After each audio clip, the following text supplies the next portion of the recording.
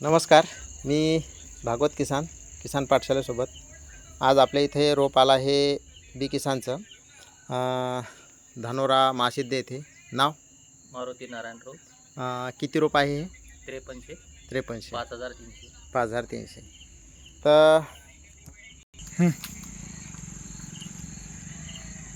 बी किसानचं हे जे रोप आलेलं आहे रोप आपण पाहू शकतो की कसं आहे तर. आणि बी किसान एकतर रोपच नाही पुरत तर पूर्ण 365 दिवसाची गाईडलाईन BSF फर्टिगेशन आणि माती पाणी परीक्षण करून त्याला काय ट्रीटमेंट करायची आहे त्यानुसार पूर्ण ट्रीटमेंट करत असते. आणि दुसरं एक म्हणजे की जो मार्च एप्रिल मेमध्ये जे रोपं लावल्यानंतर जो प्रॉब्लेम येते की जे लहान रोपं जर असले तर काय होते की रोपाची मर हे जास्त होते आणि ते होऊ नये म्हणून यावेळेस जे रोप आपण दिलेलं आहे एकदम चांगल्या प्रकारे याचा स्टंप पाहू शकतो, रोपाची हाईट हेल्थ पाहू शकतो की जेणेकरून रोपाची मर कमी होईल. अशा प्रकारे यावेळेस आपण हे रोप बनवलेलं आहे.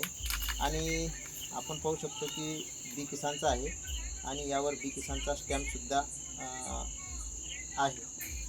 आणि या रोपाला ज्यावेळेस आपण लागवड करू तर साधारणतः गारा करून हे लावलं गेलं पाहिजे.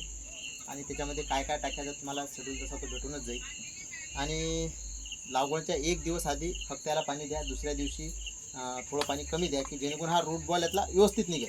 म्हणजे काय होते की जर आपण हे व्यवस्थित जर काढलं नाही तर ह्या ज्या मुळ्या आहेत ह्या मुळ्या डॅमेज व्हायला नको. आणि गारा करून लावलं म्हणजे मुळ्या जशा तशा सेट व्हायला पाहिजे. त्यामुळे रोप चांगला सेट होईल आणि रोपाची मर कमी येईल. आणि या कंडिशनमध्ये आपण जर रोप लावतो तर आपला बोरू रोपाच्या हाईट इतका असणं गरजेचं आहे. जर बोरू नसेल तर लगेचच्या लगेच जर आपलं लायाचं नियोजन झालं असेल तर त्याला क्रॉप कवर लावा आणि नंतर त्याला बोरू लावा.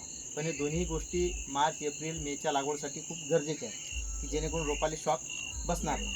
आणि याच्यावर जर आपण रोप लावल्यानंतर जर मातीचा स्प्रे घेतला तर काय होते की झाडाच्या पानावर एक मातीचा स्प्रे असल्यामुळे थोडंसं टेम्परेचरले बी थोडंसं शॉक बसू देत नाही ते.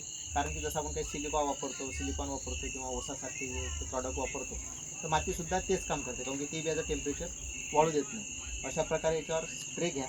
आणि जर काही माहिती लागली तर बिनधास्त कधीही फोन केला तर चालेल. धन्यवाद.